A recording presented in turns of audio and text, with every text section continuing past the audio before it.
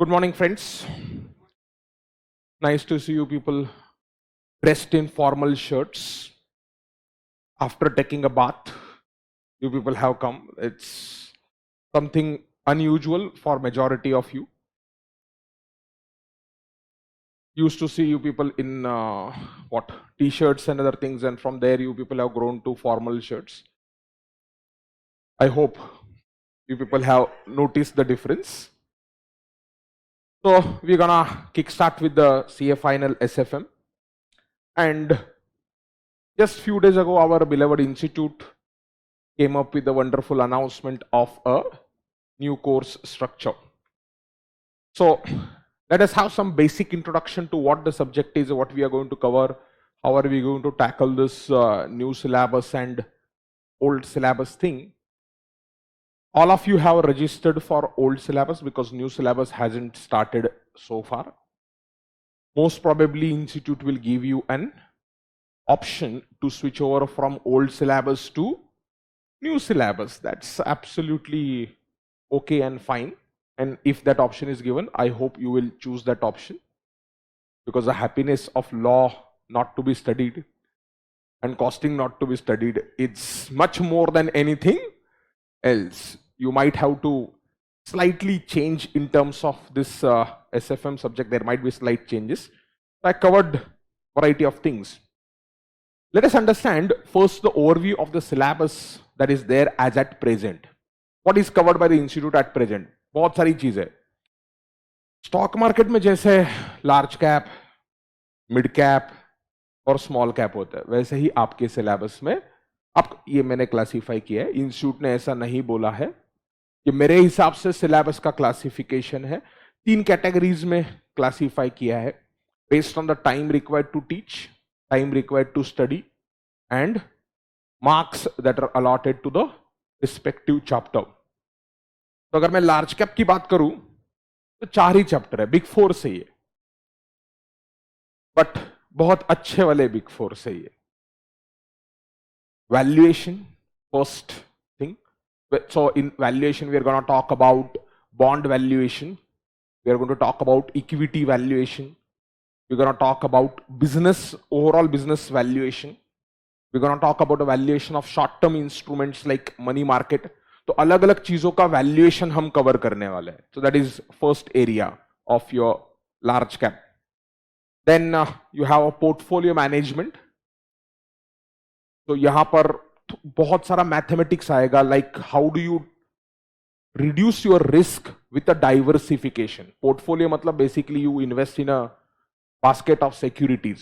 तो अगर आपने बास्केट ऑफ सिक्योरिटीज में इन्वेस्ट किया तो आपका रिस्क कैसे कम होगा और कंपैरेटिवली उसका रिटर्न कैसे हम मैक्सिमाइज करें. तो basically we are gonna talk about risk of a portfolio, return of a portfolio and certain portfolio strategies.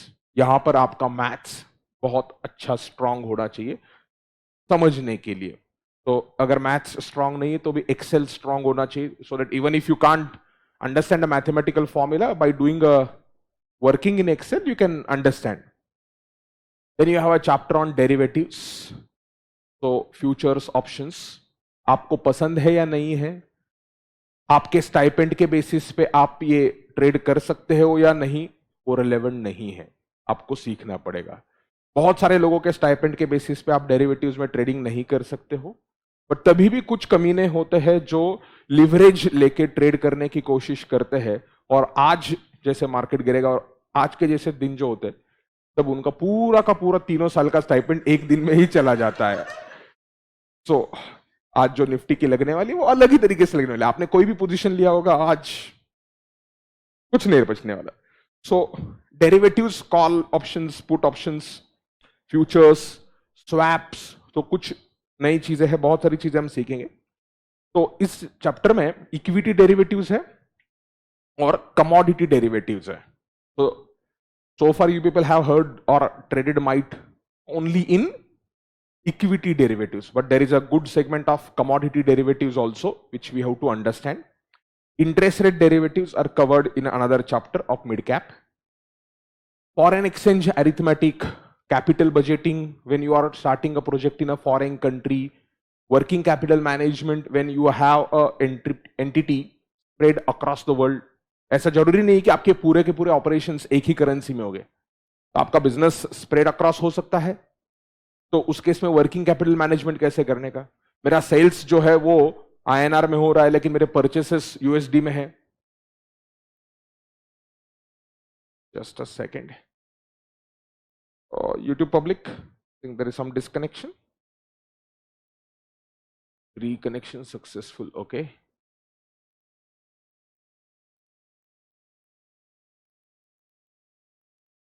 Just a second. It will start. ठीक है, हो गया होगा.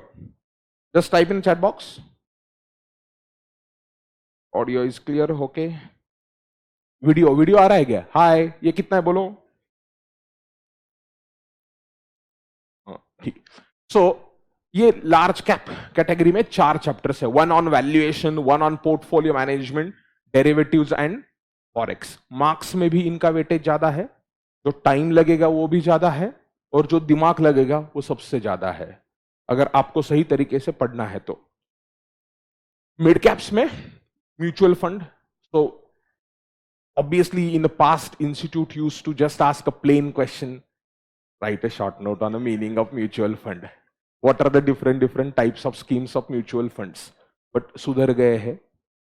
So today they are talking about analysis of mutual fund, maybe a Sharpe ratio, maybe trainer ratio, evaluation of mutual fund schemes, performance, understanding the performance of a mutual fund manager and investor. The return that you earn as an investor is different. The return that a fund manager earns is different. So you have to understand difference between the returns. You have to understand calculation of NAV, calculation of commissions. बहुत सारी चीजें हैं वो chapter में institute ने cover की है. Then you have mergers and acquisition, chapter on inorganic growth. In intermediate, you did accounting of it. Amalgamation, reconstruction करके चैप्टर था. उसमें सिर्फ अकाउंटिंग था. यहां पर उसका बैकग्राउंड स्टोरी जो है वो आपका कवर होगा. तो 2 बिजनेसेस जब मर्ज होते हैं या when one business is acquiring another business तो वो M&A में कवर होगा.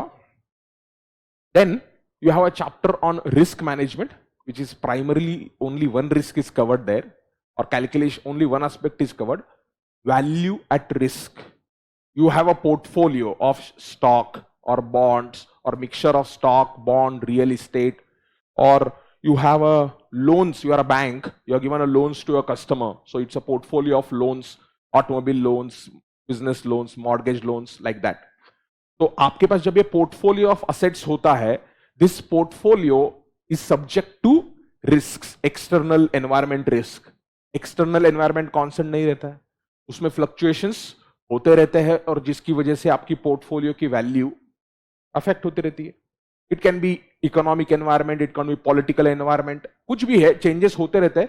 तो उसकी वजह से मेरे पोर्टफोलियो पे कितना इंपैक्ट आएगा उसको कैलकुलेट करने के लिए कॉन्सेप्ट है वैर, वैल्यू एट रिस्क.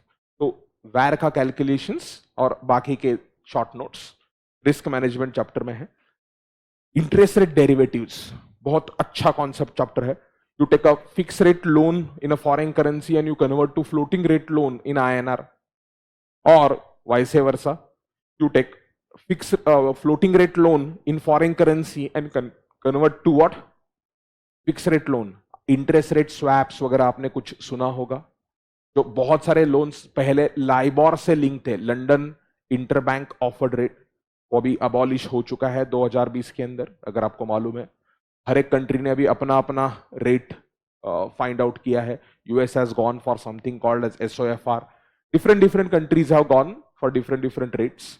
तो जब आप इंटरनेशनल मार्केट में एक पर्टिकुलर फ्लोटिंग रेट पे लोन लेते हो और उसको फिक्स रेट पे आपको कन्वर्ट कैसे करना है, तो वो चीजें आपको वहां पर इंटरेस्ट रेट डेरिवेटिव्स में मिलेगी, interest rate risk management. Then you have a short note on technical analysis, fundamental analysis, which is security analysis. Don't be under the impression that after learning this chapter, you'll be able to trade in the market. No. मतलब यहाँ पर वो security analysis मतलब technical analysis, you are just going to calculate moving average. बस। तो moving average Excel के अंदर बहुत आसानी से आता है, बट आपको कैलकुलेटर पे करना है, but at least you will get some insight into what is technical analysis, what is fundamental analysis. तो इनके साथ हम बहुत सारा चीजें टेक्नोलॉजी वाला लिंक करने वाले हैं। अगर आपने इंस्टीट्यूट का नए सिलेबस का अनाउंसमेंट पढ़ा होगा, the most important change which they have done, which I like, I don't know the form change they will implement. हर एक सब्जेक्ट में सीए फाइनल में दो चीजें इन्वॉल्व होगी, एक है एथिक्स और दूसरा है इंफॉर्मेशन टेक्नोलॉजी। वो शॉर्ट नोट के फॉर्म में आया तो फिर उसकी वैल्यू गई। मतलब जैसे आपका ईआईएस था, वो ईआईएस सीखे आपने कितना ईआरपी पैकेज समझा या ईआरपी सिस्टम समझा, ये आपको अभी समझा होगा, आर्टिकलशिप में एसएपी वगैरह कुछ देखा होगा और जो ईआईएस में पढ़ा होगा। चलो कॉन्सेप्ट सेम रहेगा, बट जिस फॉर्मेट में आपने पढ़ा था, यस कॉन्सेप्ट सब अच्छे है, बट फॉर्मेट वाज प्रॉब्लमेटिक। तो लॉजिकली अभी ये सिक्योरिटी एनालिसिस है, तो इसमें क्या करना चाहिए इंस्टीट्यूट ने, रखना चाहिए सेशन टेक्निकल एनालिसिस का, whereby you take a data from Tijori और you take a data from screener about thousands of company and you try to construct a portfolio on the basis of fundamental analysis. तो 5-6 हजार listed companies हैं, NSC की बात करूं तो मैं, तो 6,000 कंपनीज में से I want to find a companies which have good return on equity, good return on capital employed, low debt, where there is a growth is consistent, growth is coming from operating items, there are no too much of related party transactions. तो मुझे ऐसे बहुत सारे criterias लगाने हैं on a set of a data of 6,000 7,000 companies and I want to construct a portfolio. अब ये manually आप कर ही नहीं सकते ना, आपको फंडामेंटल एनालिसिस कितना भी पता हो, कुछ भी पता हो, other if you don't know technology, how to get a data from such portals, could be screener, could be Bloomberg's terminal, could be Capitaline, आपके ऑफिस में आप, I don't know whether you people have been given access to any of the softwares or not. Screener तो चलो मतलब आप भी ले सकते हो, फ्री वाला है, 5,000 रुपए का सब्सक्रिप्शन है। कैपिटलाइन, ब्लूमबर्ग टर्मिनल मतलब वो तो आप नहीं ले सकते, स्टाइपेंड भी नहीं पूरा हुआ। तो फंडामेंटल एंड टेक्निकल एनालिसिस कुछ चीजें कवर्ड है, तो हम ये करेंगे। स्मॉल कैप्स में पूरा थियरी, मतलब 4-5 क्वेश्चन है। Meaning of financial policy and corporate strategy, सबसे यूजलेस चीज वही है सिलेबस के अंदर। Securitization, you would have heard about MBS or ABS. MBS, how many know? और ABS, ओके एक बंदा है, दो है, क्या फन फिगर नहीं मालूम MBS ABS? एनीवन? बोल। Mortgage back securities, correct. तो मॉर्गेज बैक सिक्योरिटीज, सिक्योरिटाइजेशन, अगर आपको याद होगा तो मैंने इंटर में आपको सब प्राइम क्राइसिस पे एक आधा वीडियो लिया होगा, सब prime crisis.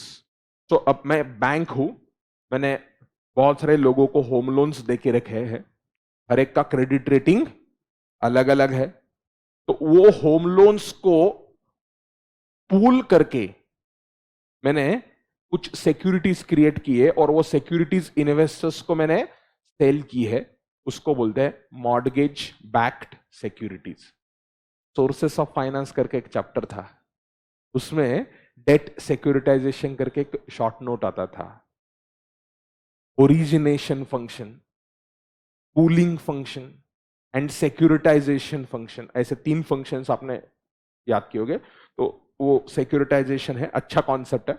Asset back securities में सिर्फ फर्क इतना होता है कि instead of a home loan और the mortgage loans against immovable property, वहां पर car loan, credit card loan, business loans, वैसे लोन्स होते हैं। और अकाउंटिंग में फर्क, मतलब रेगुलेटरी फ्रेमवर्क में फर्क रहता है। मॉर्गेज बैक सिक्योरिटीज आप आपके बुक्स ऑफ अकाउंट से बाहर निकाल सकते हो, एबीएस में वो नहीं होता है। तो basically one is of balance sheet finance and one is a on balance sheet finance. Hire purchase करके कंसेप्ट था, उस टाइम पे मैंने आपको ऑफ बैलेंस शीट फाइनेंस शायद एक्सप्लेन किया होगा। तो वो कॉन्सेप्ट आपको वहां पर लर्न करना है। और स्टार्टअप में फाइनेंसिंग के डिफरेंट स्टेजेस क्या होते हैं, तो typically you will have a angel investor, venture capital investment, private equity investment, ये इक्विटी साइड पे आ गए। लेकिन एक वेंचर डेट करके कंसेप्ट होता है। अभी पिछले 5-6 महीने में, अक्टूबर 2021 से लेके अब तक इक्विटी मार्केट की लगी पड़ी है, इंटरेस्ट रेट्स यूएस के अंदर बढ़ रहे, तो जो स्टार्टअप्स के अंदर इक्विटी का फ्लो है वो बहुत कम हो गया है रिलेटिवली। जो मंथली अमाउंट पहले आता था और जो मंथली अमाउंट अभी आ रहा है वो बहुत कम हो गया। बहुत सारे स्टार्टअप्स के वैल्यूएशंस नीचे आ रहे हैं। तो ये स्टार्टअप्स दूसरे एक सोर्स को जा रहे हैं जो अभी बहुत पॉपुलर हो गया है पिछले कुछ महीने के अंदर। Anyone notes? How many know trifecta? Venture debt. तो जब इक्विटी का सोर्स ड्राई डाउन होता है तो वेंचर डेट करके होता है। ट्राइफेक्टा सर्च करना। Trifecta is one of the major player in India on venture debt. So ये वेंचर डेट जा रहा है तो ये हम चीजें सीखेंगे। पिच डेक कैसे होता है, पिच डेक कैसे बनाया जाता है, वो आपको इस चैप्टर में है। अच्छा चैप्टर है। तो this is your syllabus at present. मैंने आपको सिर्फ ओवरव्यू दिया है। This is existing syllabus. New syllabus क्या आएगा मुझे भी नहीं पता है। इंस्टीट्यूट ने भी अभी तक उसके ऊपर काम चालू नहीं किया है। अभी तक वो स्ट्रक्चर बाहर आ चुका है। बहुत सारे इलिटरेट्स मैंने देखा है। न्यू सिलेबस, न्यू स्ट्रक्चर है। अभी तक न्यू सिलेबस आया ही नहीं है। न्यू सिलेबस वो आने आएगा, जब भी कभी आएगा। उन्होंने सिर्फ स्ट्रक्चर में बोला है कि इस सब्जेक्ट का नाम चेंज होगा, स्ट्रेटेजिक फाइनेंशियल मैनेजमेंट से एडवांस्ड फाइनेंशियल मैनेजमेंट होगा। अब अगर मैं इस इंस्टीट्यूट की पिछले 25 साल की हिस्ट्री खोल के देखो, जब से ये सब्जेक्ट आया हुआ है, एफएम इनको मालूम हो चुका है। 1996 में इनको खोज हुई थी एफएम की। तो तब ये सीए फाइनल में था। जो आपने इंटर में पढ़ा ना, लिवरेज, कैपिटल स्ट्रक्चर, वो सब कुछ उस जमाने में सीए फाइनल में था। तो आपने इंटर में ही फाइनल के क्वेश्चन सॉल्व किए थे, याद होगा तो उस टाइम से जब तक ये खोज हुई, इन्होंने सिर्फ हमारे टाइम पे इसको माफा बोलते थे, management accounting and financial analysis. पहले एफएम से चालू हुआ था नाम, फिर माफा पे गया, फिर एक माफा के बाद एसएफएम आया, एसएफएम ओल्ड, एसएफएम न्यू आया, और अभी जो चल रहा है आपका एसएफएम न्यू है, जो एसएफएम ओल्ड हो जाएगा, और अभी उसका एएफएम हो जाएगा। तो मुझे लगता नहीं है कि नया सिलेबस आ गया तो भी कोई ड्रामेटिक चेंज होगा इसमें। कोई कॉस्मेटिक चीज है, या जो चेंज होगा ना वो स्ट्रक्चर में होगा। स्ट्रक्चर क्या है? आज के तारीख में इस पूरा का पूरा 100 मार्क्स का पेपर एसएफएम का जो है वो न्यूमेरिकल्स एंड डिस्क्रिप्टिव है। नया स्ट्रक्चर में उन्होंने क्या बोला है? 30% will be case study base MCQ. ये गदा सिर्फ बोल रहा है एमसीक्यू, एमसीक्यू नहीं है, case study base MCQ. That is very important, because just MCQ आता है तो उसमें वो मेमोरी वाले एमसीक्यूज भी आ सकते हैं। जब केस स्टडी एमसीक्यू आता है थोड़ा बहुत मेमोरी का चांस कम होता है, मतलब I can not deny it. इस पेपर में तो प्रॉब्लम नहीं है। तो स्ट्रक्चर इंस्टीट्यूट चेंज करेगी, that is what I think. इसमें ऐसा कुछ चेंज करने का स्कोप बहुत ज्यादा नहीं है। तो अगर इनके मार्क्स देखोगे आप, मैंने पूरा एनालिसिस मेरे एक्सेल शीट, मतलब पिवोट टेबल का ही मैंने यहाँ पे स्क्रीनशॉट लगाया।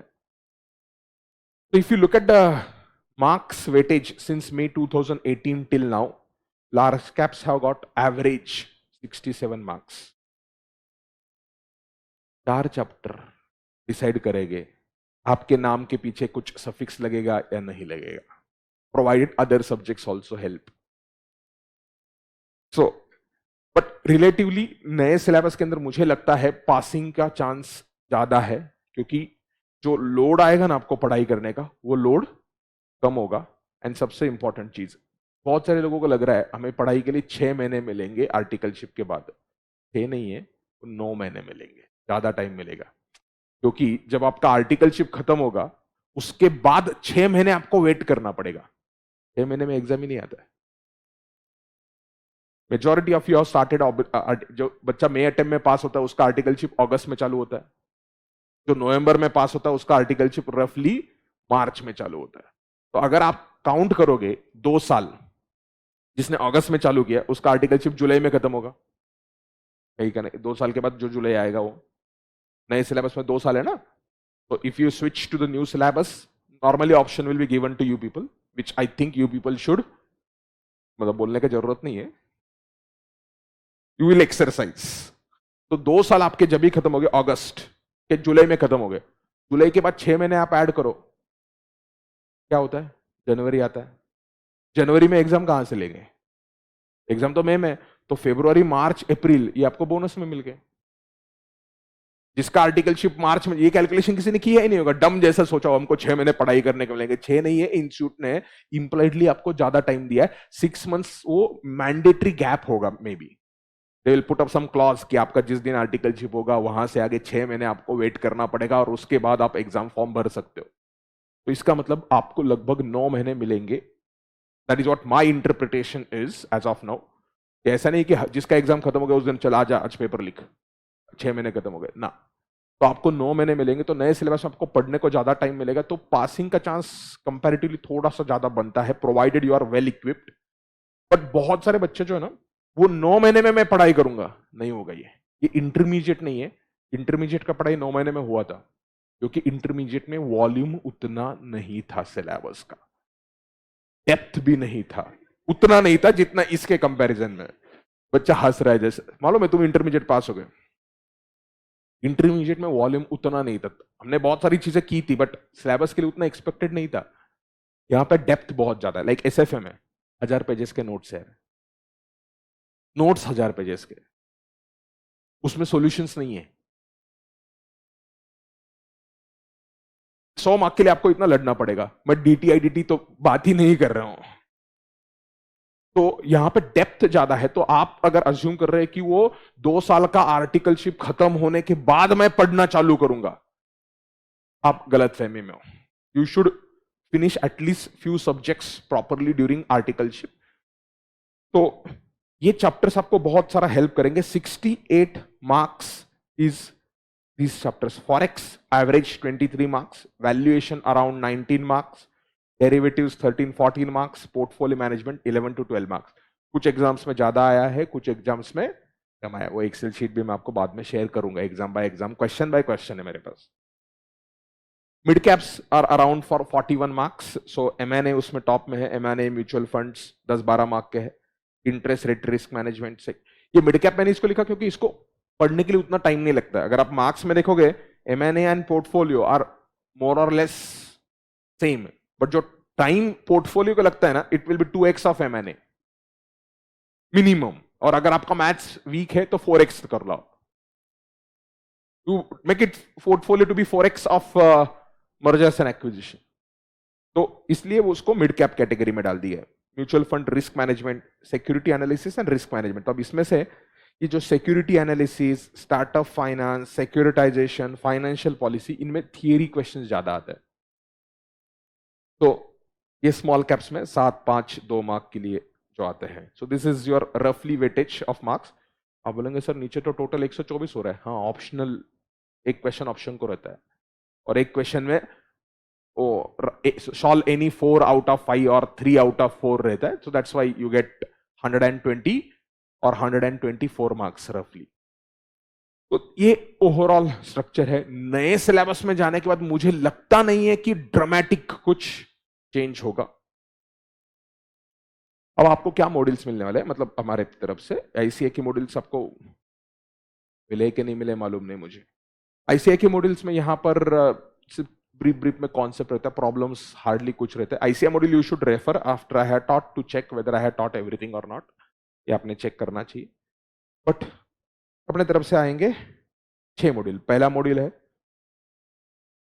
6 मॉड्यूल से, वही तो बोला साइज ज्यादा है बट बहुत सारी चीजें इंटरेस्टिंग है। तो पहला मॉड्यूल जो बेसिक्स और बॉन्ड वैल्यूएशन का, आप कल कलेक्ट कर लेना, मतलब आज तुल गया होगा उधर। सो सबके सब मॉड्यूल्स कलरफुल है। बहुत सारे इंटर में कलर करने के बाद रोते थे, तो ऐसे कलरफुल है। वही चीज जो इंटर में तुमको स्क्रीन पे दिखती थी ना, वही चीज को मैंने कलर में प्रिंट किया है। क्या क्या बोले? क्या कलर से तुम ऐसा मतलब क्या करोगे मालूम नहीं, but colourful, we have colourful notes. Basics of FM हम कवर करेंगे, क्योंकि उसके ऊपर बहुत सारी चीजें मुझे एमएनए को या वैल्यूएशंस को लगेंगी। तो हम पहले कुछ time value of money, leverage, cost of capital, ratios, उसका थोड़ा सा ब्रीफ में 1-2 लेक्चर रिवीजन करेंगे। And then we start up with the bond valuation. The first module will cover up that. Then I am going to continue with the valuation. तो valuation के topic में जो valuation मैंने लिखा था ना यहाँ पर 20 मार्क का कुछ तो था, नहीं 18 मार्क का था वैल्यूएशन। तो वैल्यूएशन को मैंने स्प्लिट किया है। इंस्टीट्यूट के इसमें आप देखोगे तो बॉन्ड वैल्यूएशन आपको दिखेगा ही नहीं इंडेक्स में। तुम बोलोगे सर तुम किधर से सीखा रहे, उधर है उनके मॉड्यूल में 3 पेजेस है बॉन्ड वैल्यूएशन के ऊपर, या 4 हो गए, अभी एक बढ़ा दिया मेरे हिसाब से। 4 पेजेस में बॉन्ड वैल्यूएशन इंस्टीट्यूट ने खत्म किया, जो मुझे खत्म करने के लिए 80 पेजेस लगेंगे। तुम्हारा नोटबुक 100 पेजेस, 100-150 पेजेस का बॉन्ड का नोटबुक बनेगा, क्योंकि है उतना डेप्थ में है, otherwise you can not solve the problem. मतलब इंस्टीट्यूट कुछ क्वेश्चन ऐसे जहां पर यील्ड कर्व का एनालिसिस पूछा है तुमको। अब यील्ड कर्व का एनालिसिस करने के लिए तुमको स्पॉट रेट, फॉरवर्ड रेट क्या होता है, इंटरेस्ट रेट डिटरमिन कैसे होता है, फॉरवर्ड रेट एग्रीमेंट कैसे होता है, उसका ड्यूरेशन क्या होता है, उसका कॉन्वेक्सिटी क्या होता है, सेकंड डिग्री डेरिवेटिव लगता है तुमको एनालाइज करने के लिए। उस ससुरे ने लिख के रखा है yield curve, 4 types of yield curve, और क्वेश्चन पूछता है उसके ऊपर। तो आपको डेप्थ में सीखना पड़ेगा। ये सीए फाइनल है। फर्स्ट थिंग जो इंस्टीट्यूट ने मॉड्यूल में लिखी है, level of knowledge expected is expert knowledge. तो आप इसके ऊपर कॉम्प्रोमाइज नहीं कर सकते हो। Compromising on your study in any of the 6 papers और 8 papers as the case may be will result into 6 months of delay. Cost of not studying properly is much more than the fees that you are paying. बहुत सारा बच्चा होता है, इतना फी कैसे दिखाना पड़ता है। 5,000 में भी तुमको चीज मिलता है, मारुति 800 भी मिलता है, और मारुति अल्टो भी मिलता है, और मर्सिडीज बेंज भी मिलता है। अब किस में जाना है तुम्हारा बात। तो बहुत सारा चीज आपको डेप्थ में पढ़ना पड़ेगा। तो I will continue with the valuation वाला part, equity valuation, then business valuation, and then money market valuation. तो मॉड्यूल 1 मॉड्यूल 2 अगर आप देखोगे एक ही चीज पे फोकस कर रहा है, वैल्यूएशन। ये लगभग 100-150 के बीच में रहेंगे मॉड्यूल्स, 100-150 पेजेस या मोर देन दैट। मॉड्यूल 3 के अंदर हम थोड़े मिड कैप पे जाएंगे। तो पहले 2 मॉड्यूल में ऐसा होता है कि 2 मॉड्यूल खत्म हो गए, एक ही चैप्टर खत्म हुआ, वैल्यूएशन। लार्ज कैप है ना वो, तो फिर थोड़ा सा फील आने के लिए कि चैप्टर खत्म हो रहा है जल्दी, तो इसलिए मैं मॉड्यूल 3 में क्या करूंगा, तो मिड कैप स्मॉल कैप वाले को मिक्स किया मैंने थोड़ा। एमएनए लिया है, म्यूचुअल फंड लिया है, रिस्क मैनेजमेंट, सिक्योरिटी एनालिसिस। तो लगेगा आपको हाँ 4 चैप्टर खत्म हो गए, मम्मी 4 चैप्टर और खत्म हो गया अपना घर पे आके बोलने के लिए। Then will go to the module 4 in the same sequence will go. तो वापस हम लार्ज कैप पे आएंगे, derivatives portfolio and interest rate derivatives. तो इंटरेस्ट रेट, शायद interest rate derivatives I will pick up after forex. तो module 4 में डाल दिया मैंने, बट सिखाऊंगा मैं थोड़ा फॉरेक्स के बाद, क्योंकि उसमें कुछ फॉरेन करेंसी स्वैप्स आते हैं, करेंसी स्वैप। तो मॉड्यूल 5 फॉरेक्स, सिर्फ फॉरेक्स के ऊपर है, और मॉड्यूल 6 में बाकी के थियरी वाले चैप्टर रहेंगे, financial policy, securitization, startup finance. ये सबसे छोटा वाला मॉड्यूल ये रहेगा, और सबसे कम टाइम 2-3 लेक्चर में खत्म होता है वो, शॉर्ट नोट्स है। तो ऐसे 6 मॉड्यूल्स रहेंगे। तो before I begin up with the basic, some more instructions, what are we going to cover. First old syllabus as well as, अभी मैं सिखाते जाऊंगा ओल्ड सिलेबस के हिसाब से। नया सिलेबस जब भी कभी आएगा, मेरा एक्सपेक्टेशन है somewhere about November December of 2022 they should announce it, और अक्टूबर समवेयर। तो तब अनाउंस करेंगे, तब तक ऑब्वियसली अपना बैच खत्म हो गया होगा। बट उसके बाद भी जिनको न्यू सिलेबस में जाना है, मैं वापस से सेशन लूंगा, उसका आपको वापस से फी नहीं देना है। तो कुछ चेंजेस रहेंगे, मेरे को लगता है कॉस्मेटिक चेंजेस रहेंगे। अगर कुछ नया चैप्टर इंट्रोड्यूस किया तो वो सिखाना पड़ेगा, जो चैप्टर डिलीट हो गया तो उसके लिए कुछ एडिशनल टाइम नहीं लगेगा। कुछ नए चैप्टर्स आ सकते हैं, यू डोंट नो, बट जो स्कोप मुझे लगता है ना, क्योंकि ये जो बिग 4 है, ये बिग 4 में से ऐसा एक भी चैप्टर नहीं है जिसको आप डिलीट कर सकते हो और उसको एफएम कह सकते हो। मतलब उसके बाद बाकी का जो सिलेबस रहेगा, FM without portfolio management, without derivatives, without forex is not possible. और मैं अभी सिखाते टाइम पे ऐसे कंसेप्ट सिखाने वालों को जो अभी मॉड्यूल में नहीं है, तो भी मैं सिखाऊंगा बहुत सारी चीजें। लाइक बॉन्ड का इम्यूनाइजेशन है, I want to immunize my portfolio. Typical language में आपने कभी न्यूज़पेपर वगैरह गलती से पढ़ा होगा, असेट लाइबिलिटी मिसमैच। अब बोलेंगे मतलब सर सस्पेंस अकाउंट नहीं, हम बैलेंस शीट का बात नहीं, असेट लाइबिलिटी मिसमैच मतलब मेरे जो असेट्स का टाइम ड्यूरेशन है, जब असेट्स कैश में कन्वर्ट हो गए, और मेरी जो लाइबिलिटीज है जो मुझे पे करनी है, उनका जो टाइम का बकेट्स है पेमेंट का, उसमें मिसमैच क्रिएट होता है बहुत बार। तो वो मिसमैच ऑब्वियसली होता ही है, बट उसको इंपैक्ट उसका मिनिमाइज करने के लिए इम्यूनाइजेशन करके कॉन्सेप्ट होता है। तो वो कॉन्सेप्ट अभी इंस्टीट्यूट ने उतना डेप्थ में कवर नहीं किया है, मुझे लगता है कि नए सिलेबस में आएगा।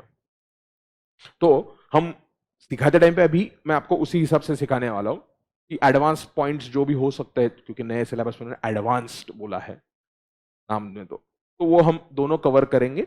नए चैप्टर्स कुछ आ गए तो वापस मिलना पड़ेगा आपको, या you can remain in old syllabus, absolutely no problem.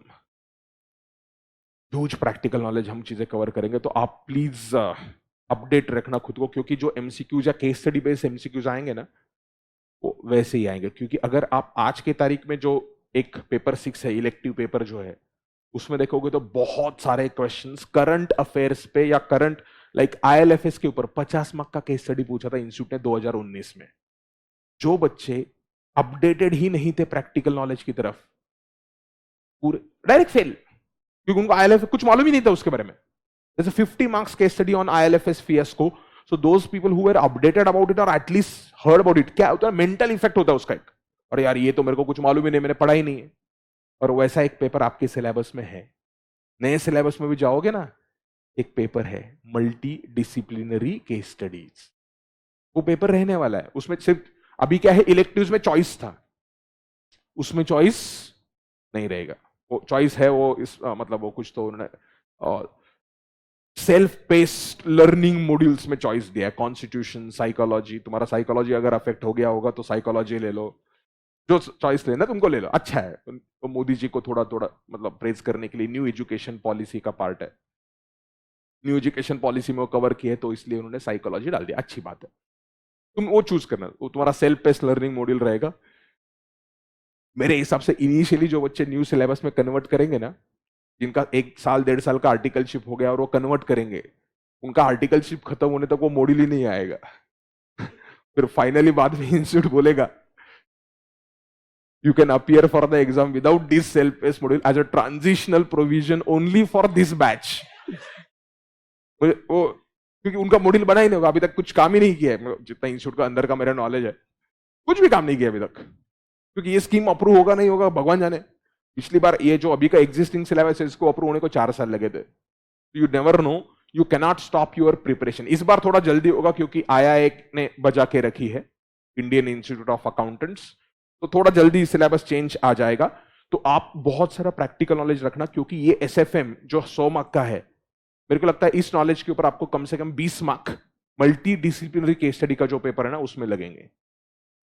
Really good case studies that will be there. और जो कॉस्टिंग नए सिलेबस में डिलीट हो चुका है, उसका जो सेल्फ पेस्ड लर्निंग मॉड्यूल जब कभी बनाएंगे, उसको भी ठीक से देखना, बिकॉज केस स्टडीज सॉल्व करने के लिए कॉस्टिंग और कॉर्पोरेट लॉ का नॉलेज जरूरी है। तो वो जो सेल्फ पेस्ड मॉड्यूल आएगा कॉस्टिंग और लॉ का, जब भी कभी आएगा, तो आपको इंस्टीट्यूट के वेबसाइट से वो करना पड़ेगा। तो keep that practical knowledge intact. We'll have a lot of sessions on data analytics. This will be in addition to the lecture timings, मतलब additional हो गए, optional है किसी को, मतलब लाइक सिक्योरिटी एनालिसिस का चैप्टर है, उसमें मैं आपको एक्चुअली स्क्रीनर से डेटा लगा के डेटा कैसे पुल करना है और उसको स्क्रीनर पे कैसे कंडीशंस लिखने हैं, तुमको क्वेरी रन करना पड़ता है, you to create a screener. I will show you for a screener.in because वो फ्री में डेटा बहुत सारा देता है। तिजोरी रिक्वायर्स अ सब्सक्रिप्शन, तो तिजोरी के लिए आपको फालतू का पैसा देना पड़ेगा। तो स्क्रीनर मैं जो सिखाऊंगा वो स्क्रीनर आप खुद भी अप्लाई कर सकते हो, या we can create, I don't know how many have used Google data studio in the articleship, how many no Google data studio? Very good, none of. YouTube पे तो मतलब इधर स्कोप इधर तो नहीं, तो यूट्यूब पे तो स्कोप ही नहीं रहेगा। तो ऐसे बहुत सारे एनालिटिकल चीजें हैं जो हम पढ़ेंगे। नए सिलेबस में आईटी क्या रखेंगे वो अभी तक मुझे नहीं, उनको भी मालूम नहीं है, बट जो मुझे लगता है कि अगर रिलेटेड चीज रखना है, तो फॉर एग्जाम्पल पोर्टफोलियो है, तो I want to create efficiency frontier in the portfolio. Efficiency frontier में कॉन्सेप्ट है, सिलेबस में कॉन्सेप्ट है आपके, which basically says you try to maximize a return by reducing risk. There are certain portfolios which have lower risk and a higher return. अब वो portfolio construct कैसे करने का, उस करने के लिए आपको टू वे टेबल का कॉन्सेप्ट लगता है, डेटा टेबल करके कॉन्सेप्ट होता है एक्सेल के अंदर। You need to know it is not pivot table. आपने शायद पिवोट टेबल वगैरह यूज किया होगा आर्टिकलशिप में, आपको लग रहा होगा कि मुझे आता है, नहीं, ये अलग है, डेटा टेबल करके है। You to use a data table and learn how do you create a efficiency frontier. तो वो चीजें शायद वो रखेंगे, तो मैं भी ये कवर करूंगा। उसके अलावा अगर इंस्टीट्यूट ने कुछ नया लिख दिया, थियरी फॉर्म में रखा, तो मैं नहीं सिखाऊंगा, वो आपको शॉर्ट नोट प्रिंट करके दूंगा, ये आईटी है, ये right a short note on Bloomberg terminal 1 2 3। तो वो रहा, तो तुम थियरी तुम खुद करने का, प्रैक्टिकल रहा तो सिखाऊंगा। Will cover up numerical questions, theory questions also, and MCQs also. MCQ class के अंदर डिस्कस नहीं करूंगा, हम डिस्कस करेंगे, आपको मैं टेस्ट दे दूंगा, आपको क्या करना है, उसको सॉल्व करते जाना है। क्यों? नए सिलेबस में गए तो एमसीक्यू आएंगे, तो right now itself start preparing for what, MCQ perspective, उससे कुछ लॉस तो नहीं होने वाला। और ये एमसीक्यू आपको मोबाइल फोन पे ऐप पे देने, ऐसा नहीं कि आपको बैठ के देना है। मतलब फाउंडेशन इंटर के जैसा टेस्ट है, ये टाइमिंग है, ये टाइमिंग के अंदर लिखना है, नहीं, आप आपके पेस के हिसाब से लिख सकते हो। आपको अभी ऑफिस में है, कुछ काम नहीं है, आप पोकेमॉन गो खेल रहे हो, तो उसके जगह पे आपको ये दो चार एमसीक्यू सॉल्व करना है, आप ओपन करके 2 4 एमसीक्यू सॉल्व कर सकते हो। मतलब you can take up 2 3 MCQs at a time and solve it as per your own speed. Will cover all past exam questions, RTPs, mock test paper. जैसे inter में मैंने आपको नोट्स के एंड में या चैप्टर के एंड में दिया होगा, तो अभी तो मैंने डायरेक्टली चैप्टर के एंड में दिया है। हर एक चैप्टर के एंड में ही क्या आएंगे, पास्ट क्वेश्चन पेपर्स आएंगे। हाँ, उसमें जो रिपीटिशन है वो मैंने डिलीट किया, लाइक कुछ कुछ चैप्टर से जहां पे आरटीपी में कुछ नया क्वेश्चन ही नहीं आया है, मतलब जो पास्ट एग्जाम्स में क्वेश्चंस आए वही क्वेश्चंस रिपीट हुए, तो आरटीपी के क्वेश्चंस आपको शायद नहीं मिलेंगे वहां पर, क्योंकि वो क्वेश्चंस ऑलरेडी कवर हो चुका है। तो जहां जहां पास्ट एग्जाम के सब मैंने कवर कर लिए, even if they are repeated. क्या मैं होमवर्क दे सकता हूं ना? इंटर में आए हैं इसका मतलब ये नहीं है, सॉरी, फाइनल में आ गए ना, देखिए तुम लोग फाइनल में आ गए, इसका मतलब ये नहीं है कि तुम बहुत बड़े हो गए। होमवर्क मैं नहीं करूंगा, जो गाली फाउंडेशन है इंटर में खाई होगी होमवर्क ना करने के लिए, वो गाली अभी भी खुद सुननी पड़ेगी। और वो हैंड राइटिंग भी लेजिबल होना चाहिए, होमवर्क प्रॉपरली लिखना चाहिए। डिसिप्लिन के वर्चूज को बिल्कुल कॉम्प्रोमाइज नहीं करना है, बट सब हैंड राइटिंग इंप्रूव हो गया होगा ऐसा मैं एक्सपेक्ट करता हूं। आर्टिकलशिप में हैंड राइटिंग बहुत खराब होता है, लिखने की आदत ही चली जाती है, कंप्यूटर पे काम करते हैं बहुत सारा, तो आपको ये करना पड़ेगा। देन सबसे इंपॉर्टेंट प्रॉब्लम जो फाइनल का है ना, 2 2.5 घंटे एट अ स्ट्रेच रिकॉर्डिंग्स देखना मुश्किल होता है। You will miss certain lectures because of out session audit और व्हाटएवर। तो जो लेक्चर्स हो गए वो मैं अपलोड करूंगा, not as a one lecture. तो आज का जो एक लेक्चर है, मतलब फॉर एग्जांपल अभी इंट्रोडक्शन पार्ट में क्या करूंगा, कट करूंगा, तो मैं यहाँ पे रिकॉर्डिंग्स कट करते जाऊंगा बीच बीच में। And instead of uploading 1 days lecture as one lecture, I will put it up as a capsules. तो ये इंट्रोडक्शन पार्ट वापस कभी देखने की जरूरत नहीं, क्या है, पहले बार बोलना पड़ता है तो करना पड़ता है। तो ये है, तो मैं क्या करूंगा, प्रॉब्लम्स भी है जो भी है, सब चीजों को ऐसे स्प्लिट करते जाऊंगा फाइल्स को। सो आपको एक एलएमएस का प्लेटफॉर्म मिलेगा। आपको आज जो भी आपने ईमेल आईडी दिया है एडमिशन के टाइम पे, उस पर एक ईमेल आएगा, उस पर आप साइन अप कर लेना। मतलब आपको already you will be enrolled, videos will start getting coming there, video, PDF files, Excel files, जो भी है, एमसीक्यूज, सब कुछ एक ही लॉगिन से आपको मिलेगा। This videos will be accessible on your phone और लैपटॉप, सिंगल साइन इन, मतलब एट अ टाइम आप एक जगह पे कहीं तो साइन इन कर सकते हो, इधर मोबाइल पे करो या लैपटॉप पे करो या डेस्कटॉप पे करो, जिधर आपको साइन इन करना है उधर कर लो आप। कहीं पे एक जगह पे साइन इन किया, दूसरी जगह से साइन आउट हो जाएगा। Obviously you can download that particular lecture only in mobile phone, laptop पे डाउनलोड नहीं होता बट डाउनलोड करने का कोई जरूरत, and it's like a YouTube platform, so you can play it instantaneously, there is no need of downloading. तो you can directly plug and play, user ID डाल दिया, पासवर्ड डाल दिया, कोई कुछ नहीं, बैकग्राउंड पे पूरा इंक्रिप्शन होते रहेगा, and then it will play, it will pick up your mobile phone, email ID, बाकी के डिटेल्स, कपड़े पहन के बैठना, बीच बीच में वो। सो उतना होगा। सो एक लेक्चर जो है वो आपको कैप्सूल्स के फॉर्म में मिलेंगे। एडवांटेज क्या है, तुमने कोई दिन मिस किया या कुछ चीज मिस किया, कुछ चीज आपको रिवाइज करना है, there is no need of revisiting entire lecture, तो कैप्सूल का नाम ही रहेगा वहां पर। तो मैंने सिलेबस जो है ना उसमें भी कैप्सूल्स रखा है। अच्छा, वो इधर से आपको दिखेगा नहीं, नहीं, एक सेकंड, आपको मैं दिखाता हूँ, चलना है तो,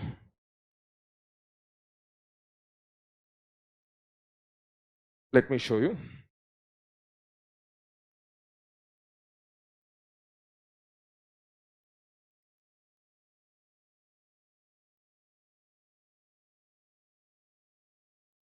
देखो, अब ये बेसिक्स ऑफ एफएम है चैप्टर है, मैंने यहां पर कैप्सूल्स रखे, तो जो नोट्स में आपको कैप्सूल दिखेंगे और जो एलएमएस के अंदर आपको कैप्सूल्स दिखेंगे वो दोनों सेम चलेंगे। हाँ, कुछ कुछ कैप्सूल सिखाने को मेरे को ज्यादा टाइम लग सकता है, लाइक अभी बॉन्ड का कॉन्वेक्सिटी है, कॉन्वेक्सिटी का कॉन्सेप्ट एक्सप्लेन करने का I might take a more time, so I could split that capsule number so and so time, part 1 part 2 part 3 जो भी टाइम्स है, या ईल्ड सिखाने, ईल्ड के बहुत सारे टाइप्स है, या ईल्ड कर सिखाना है, या टर्म स्ट्रक्चर सिखाना है इंटरेस्ट रेट्स का, I could take a more time for one capsule. तो पूरा का पूरा नोट्स जो है वो कैप्सूल्स में डिवाइडेड है। अभी कैप्सूल, ये चलो इंट्रोडक्शन वगैरह चैप्टर छोड़ दो, लाइक फॉर एग्जांपल ये इंटर का चैप्टर है, बट आपको लगने वाला है पूरा वैल्यूएशन के लिए, इसलिए मैंने एग्जाम के क्वेश्चंस इंट्रोडक्शन बेसिस पे जो है वो यहाँ पे रखे। इंट्रोडक्शन का जो चैप्टर है उसकी बेसिस पे आपको ये फाइनल के क्वेश्चंस है वो सॉल्व करने हैं। नवंबर 19, नवंबर 20, जान 21, जुलाई 21, मई 22 तक के सब क्वेश्चंस अपडेटेड है डे बिफोर यस्टरडे के पेपर तक। तो अभी ये बॉन्ड मार्केट है, तो यहाँ पर कैप्सूल 1 आ गया। कैप्सूल 1 के अंदर जो कॉन्सेप्ट है, इंपॉर्टेंट पॉइंट जो है वो आपको कलर में हमने ऑलरेडी हाईलाइट करके दिया, और कलर आपके नोट्स में भी प्रिंटेड रहेगा, जो आपको कलर चाहिए था ना, अगर आपको याद होगा तो इंटर के नोट्स ऐसे ही थे, साइड में सब कुछ सेम था ना यार, क्या फर्क था, वही नाम बदल दिया बस, और कलर में। तो ये कैप्सूल्स आपको वहां पर मिलेंगे बच्चों। So your time that you will require for revising will be lesser, और उसमें भी आपको अगर प्लेबैक हायर स्पीड पे करना है, कुछ लोग होते हैं ऐसे, सर आपका लेक्चर तो हम 2x पे सुन सकते हैं, तो उधर उसमें ऑप्शन है 2x पे प्ले करने का भी। So you'll get a backup, जो फेस टू फेस और ऑनलाइन स्टूडेंट्स है आपको भी बैकअप मिलेगा, या जो रिकॉर्डेड देख रहा है उसको कभी फेस टू फेस आके बैठना है बैठ सकता है, कोई दिक्कत नहीं है। तो आपको बैकअप मिल जाएगा वहां पर, यू कैन वॉच लेक्चर्स। आपका अगर लेट्स से बहुत ज्यादा आउट सेशन ऑडिट हो गया और ये 25% में आपका कवर नहीं हो रहा, वो इंक्रीज करने का, तुषार को मैसेज ड्रॉप करने का, he will increase that not a problem. अगर खत्म हो गया, मतलब you miss more lectures than 25%, आपको कोविड हो गया, आने का नहीं, मेरे को ऑलरेडी 2 बार दे चुके बच्चे, तू नहीं दिया था, मैंने तेरे को दिया था। सो ज्यादा मिस हो गए तो कोई प्रॉब्लम नहीं है। So I will create a Telegram group for doubts, WhatsApp की जगह पे टेलीग्राम करता हूं, क्योंकि पुराने डाउट्स जो है ना, जो नए बच्चे ऐड होंगे उनको पुराने डाउट्स वहां पर दिखते रहेंगे। So there will be Telegram groups for doubts, discussion करना होता है, मतलब it's not, group is not for a one way communication where I keep on putting the things. Discussion does not involve political discussions. Sir देखो ये हिंदू मुस्लिम का ये चल रहा है, ये चल रहा है, no, we are not interested bloody in politics. I don't care whether there is a Modi और राहुल गांधी और केजरीवाल और anyone else in the country, I care that country is run by rules, so that's it. Rules कुछ, so we are not interested, politics नहीं चाहिए, फालतू नहीं चाहिए। There should be something where you write on your own, like there could be lot of content, like inverted, हम yield curve discuss करेंगे, inverted yield curve हो गया, आप गूगल पे या कहीं पे भी पढ़ोगे इन्वर्टेड यील्ड कर्व हो गया, रिसेशन आ रहा है, बट भाई ऐसा नहीं होता, हर बार इन्वर्टेड यील्ड कर्व आ गया तो रिसेशन नहीं होता। तो यू वांट टू डिस्कस कि भाई when an inverted yield curve will lead to a recession, अगर आपको मालूम नहीं इन्वर्टेड यील्ड कर्व क्या है, सीखेंगे, तो वो डिस्कशन करना है ना। यहां पर मुझे कुछ लेक्चर के अंदर मुझे कुछ रिस्ट्रिक्शन आएगा, I can not go beyond a certain level, तो आई मे, तो आप टेलीग्राम ग्रुप पे डाउट्स डिस्कशंस जो भी है, आपके एकेडमिक डाउट्स है या कुछ भी है वो पूछ सकता है। तो एलएमएस में मैं बहुत सारा एक्सेल फाइल्स क्रिएट करेंगे हम लेक्चर्स के अंदर। So instead of sharing on a Telegram group, I will put those files on to a LMS. तो वहां पर चैप्टर दिखेगा, चैप्टर के अंदर कैप्सूल 1 2 3 लेक्चर्स, वो कैप्सूल्स बहुत सारे दिखेंगे, तो it will to many videos, बहुत सारा लेंथ दिखेगा आपको, बट आप एक पर्टिकुलर चैप्टर को उसमें जैसे फोल्डर को मिनिमाइज कर सकते हो ना, वैसे उसमें ऑप्शन रहेगा एलएमएस के अंदर। सो बॉन्ड वैल्यूएशन का आपने एक्सपांड किया, एक्सपांड करके बॉन्ड वैल्यूएशन के अंदर 60 फाइल दिख सकता है आपको, 60-70 फाइल दिखेंगे। तो 60-70 फाइल्स दिख रहा है आपको, it's okay, you can find it ना, विच फाइल इज इट, सर्च भी कर सकते हो या ड्रॉप डाउन भी कर सकते हो। तो एक्सेल फाइल्स, एक्स्ट्रा नॉलेज के जो पीडीएफ सेशंस है, बहुत सारी चीजें, या होमवर्क किया ना, तो क्या करने का, किसी बच्चे को बोलेगा तू पीडीएफ स्कैन करके, प्रॉपर पीडीएफ स्कैन, बेडशीट वगैरह नहीं आना चाहिए उसके अंदर, तो पीडीएफ आप मुझे भेजोगे, मैं यहां पर क्या करूंगा, चेक करूंगा और वो पीडीएफ वहां पर एलएमएस में अपलोड करूंगा। तो जिन कमीनों ने होमवर्क नहीं किए, बाद में जेरोक्स निकालने के अलावा आप वहां से रेफर कर सकते हो, बट होमवर्क मैंडेटरी है ध्रुवन जी, होमवर्क मैंडेटरी है, जो यूट्यूब पे से मतलब या इंटर में घर पे लेक्चर्स किए होगे, होमवर्क नहीं किया होगा, ये नहीं चलेगा। फाइनल में आके जो सबसे इंपॉर्टेंट चीज मिस होती है ना बच्चों की, वो होती है डिसिप्लिन। बच्चे खुद को बहुत बड़ा समझने लगते हैं। वो तुम उधर क्लाइंट प्लेस पे हो सकते हो, इधर नहीं। इधर मैं बॉस है और तुम इधर आर्टिकल है। तो होमवर्क करने का, होमवर्क के सॉल्यूशंस या पीडीएफ, जो नोट्स के पीडीएफ है, वो पीडीएफ भी उधर ऐड हो जाएंगे। सो टॉयलेट के अंदर भी आपको पढ़ना है, आप पढ़ सकते हो। एंड में जाके मैं आपको माइंड मैप का अलग से एक बुक दे दूंगा। तो वील हैव, तो ऐसा नहीं होना चाहिए कि एंड में तुम सर एक दिन में कैसे खत्म करो ये सब कुछ 6 के 6 मॉड्यूल, नहीं, एक दिन में भी खत्म कर सकते हैं। पहले अभी बॉन्ड मार्केट इंस्टीट्यूट ने जो मॉड्यूल दिया ना 4 पेजेस में खत्म किए, या बहुत सारी चीजें बहुत शॉर्ट में निपटाई उन्होंने। I need a time to discuss that, then only you will understand a true concept, otherwise you will not get it. Plus बहुत सारे टेस्ट लिखने पड़ेंगे। फाइनल आ गया तो इसका मतलब टेस्ट नहीं है, ऐसा नहीं है, टेस्ट आपको लिखने ही पड़ेंगे। और मोरे जी, अगर बाप का साइन लेके बगैर आपने अपलोड किया या कुछ दूसरे किसी का पीडीएफ अपलोड हुआ, तो जो इंटर में बजी थी उतनी, उससे ज्यादा इस बार बचेगी। कुछ बच्चा होता है, मेरा बेसिकली आपसे ये रिक्वेस्ट है, हाँ आप एक दिन डिले हो गया, 2 दिन डिले हो गया, मैं समझ सकता हूं, बट करना ही नहीं है मुझे, ये गलत है। आप ओवर कॉन्फिडेंस में मत जाओ। Majority students in spite of having a talent, see आप फाइनल तक आ गए, मतलब आपके में टैलेंट है, फिर बच्चा फेल क्यों होता है फाइनल में आके? क्योंकि डिसिप्लिन और सिंसियरिटी जो लेवल फाउंडेशन इंटर तक थी ना, वो मिस हो जाती है।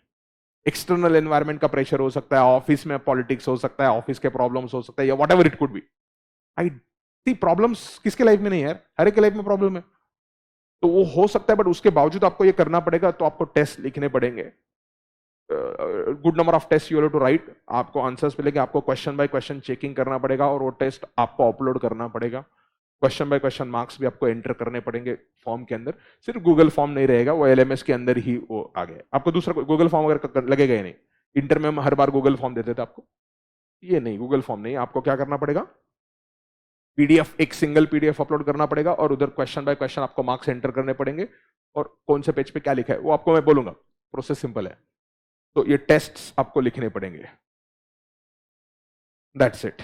तो ये इंट्रोडक्शन वाला पार्ट था। इसके बावजूद आपको अगर कोई डाउट है तो पूछ लेना। जो कुछ डाउट्स मुझे ऑलरेडी आ चुके हैं, sir why should I start so early. अब इसका इंटरप्रिटेशन मैं 2 तरीके से कर सकता हूं। 7 AM is not too early. Foundation inter आपका 7 बजे होता था, इट्स नॉट टू अर्ली। अगर ये अर्ली का इंटरप्रिटेशन तुम्हारा आर्टिकलशिप चालू होके है, some of you have finished 3 months, 5 months, 6 months of articleship, a year of articleship, मेरे हिसाब से 3 से 6 महीना is a good time to start up with. क्यों? क्योंकि अगर नए सिलेबस में जाओगे तो आर्टिकलशिप 2 साल का ही है, और 2 साल के बाद आप क्लासेस करना चालू करोगे और सेल्स स्टडी करना चालू करोगे, you are inviting a trouble. You are invite, I am not saying you can not do it, but सबके सब सब्जेक्ट्स आपने 2 साल के बाद पेंडिंग नहीं रखने चाहिए एटलीस्ट। अब ओल्ड सिलेबस है तो ऑब्वियसली तुमको बहुत ज्यादा सिलेबस मतलब आर्टिकलशिप में खत्म करना पड़ेगा, क्योंकि ओल्ड सेक्शन में लॉ भी पढ़ना पड़ेगा और कॉस्टिंग भी पढ़ना पड़ेगा। नए सिलेबस में गए तो एटलीस्ट चलो वो बर्डन तो कम हो जाएगा। तो at least in my opinion FR, SFM, ये 2 सब्जेक्ट्स जो है वो आपने खत्म करके रखने चाहिए। बाकी आप एंड पे रख सकते हो, मिनिमम 2 अगर ओल्ड में है, सॉरी ओल्ड में है तो एफआर, एसएफएम, कॉस्टिंग, ये 3 तुम्हारे बेरे मिनिमम खत्म होने चाहिए। तो you must start early. You के अंदर एफआर एंड एसएफएम भी तुमने खत्म कर लिया, good enough. FR, SFM and let's say audit you can manage, and multi disciplinary case study, आपने बाकी सब्जेक्ट सब हो गए तो आप वो सब्जेक्ट आपको इजी आएगा। उसमें पढ़ने के लिए क्या देंगे इंस्टीट्यूट देखना पड़ेगा। पढ़ने के लिए ऐसा कुछ कंटेंट उसके लिए नहीं होगा, बाकी अदर सब्जेक्ट्स अच्छे होने चाहिए। सो you should start so early, there is no problem. How many lectures will be there? देखो, खत्म करने के लिए मैं 60 लेक्चर में भी खत्म कर सकता हूं, 150 लेक्चर में भी खत्म कर सकता हूं, बट रीजनेबली जो पास्ट का मेरा ट्रैक रिकॉर्ड है 90 से लेकर 100 के बीच में वर्किंग डेज लगेंगे। तो अबाउट रफली 90 डेज मान के चलना आप, ये अभी के हिसाब से जो सिलेबस है। अगर न्यू सिलेबस के अंदर कुछ नए चैप्टर्स इंस्टीट्यूट ने ऐड कर दिए, ऑब्वियसली वो टाइम एडिशनल रहेगा, वो मुझे भी नहीं मालूम, क्योंकि 90 में से कुछ इररिलेवेंट भी हो सकता है। मुझे इसमें से इररिलेवेंट होने का जो चांस है ना, वो लगता है, मैं आपको ऑनेस्टली बोलूं कौन सा चैप्टर जाएगा, ये फाइनेंशियल पॉलिसी चला जाएगा, सिक्योरिटाइजेशन, ये थियरी है, ये थियरी फॉर्मेट में जो चैप्टर रखेंगे ये चले जाएंगे, स्मॉल कैप कैटेगरी चला जाएगा और उसके जगह पे कुछ तो नया आएगा। बट वो लॉस कितना होगा, 1 या 2 लेक्चर का, मैं भी उसको 2 लेक्चर में ही निपटाने वाला, स्मॉल कैप है तो स्मॉल अलोकेशन ही है उसको। तो लेक्चर्स मैंने बोल दिया, language of teaching, English and Hindi, primarily English, Hindi में आपको कुछ एक्सप्लेनेशन जो चाहिए शुद्ध हिंदी में हम आपको एक्सप्लेनेशन देंगे। और कुछ डाउट है? New syllabus attempt will be allowed from November 23।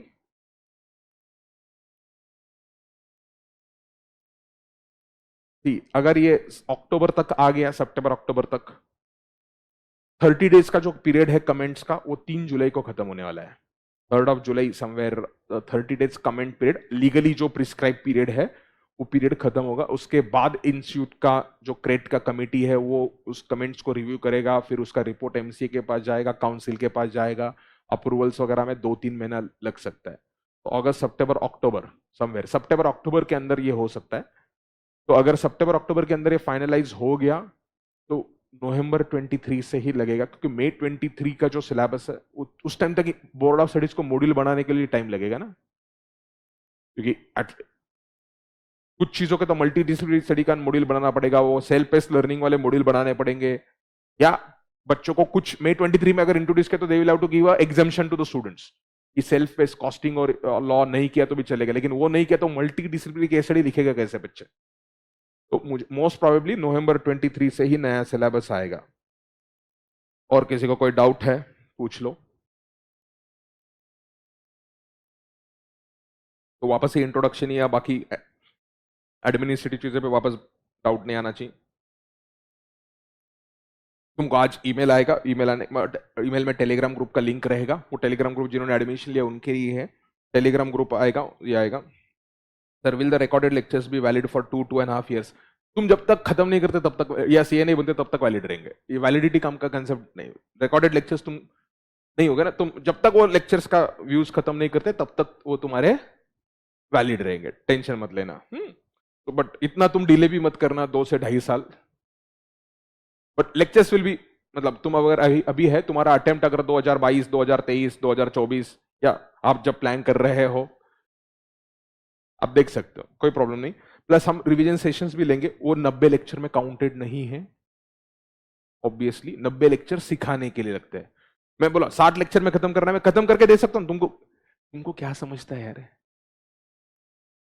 अब ये बॉन्ड वैल्यूएशन का जो चैप्टर है मॉड्यूल में लिटरली 5-6 पेजेस में खत्म किया है, तो 5-6 पेजेस में उतना ही सिखा सकता हूं, मैं तुमको बता सकता हूं यह खत्म हो गया। कुछ कुछ पेपर बहुत इजी आ सकता है, वो पेपर तुम लिख पाओगे, लेकिन अगर कुछ कुछ पेपर्स में बॉन्ड वैल्यूएशन, भी कुछ कुछ पेपर्स में यील्ड करके ऊपर क्वेश्चंस पूछे यार, यील्ड कर, इम्यूनाइजेशन, मेरे पास इम्यूनाइजेशन पहले ये पी सीरीज है, तो ये प्रॉब्लम का पी सीरीज है, प्रॉब्लम्स भी टाइप बाय टाइप क्लासिफाइड है, टर्म स्ट्रक्चर पे प्रॉब्लम्स है, तो Q5 अगर देखोगे ना, ये YTM है, कैलकुलेट 1 year फॉरवर्ड रेट, ये फॉरवर्ड रेट कैलकुलेट करने के लिए you need to know yield curve, term structure of interest rates you need to understand.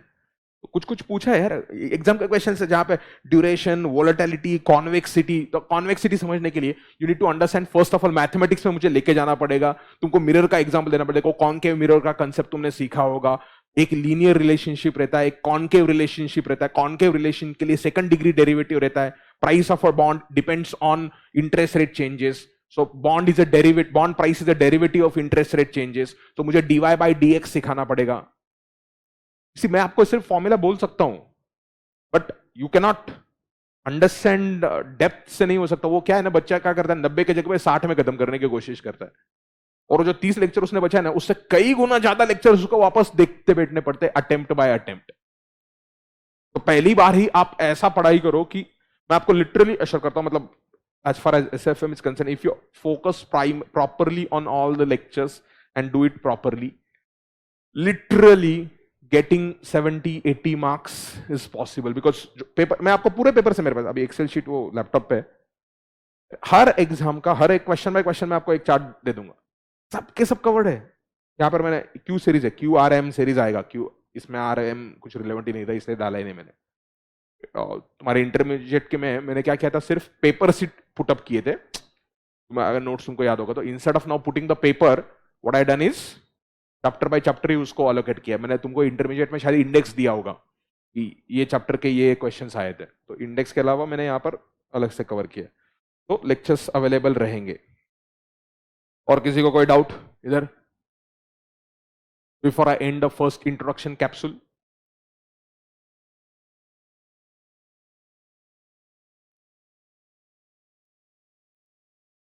No sir. अरे चिराग पटेल कभी जिंदगी में फेस टू फेस आया कर इंटरव्यू में, वो उधर चैट बॉक्स में लिख के बहुत कुछ टाइप करते रहते हैं। एनीवन? चलो किसी को कोई डाउट नहीं है, so let us go ahead with a formal capsule.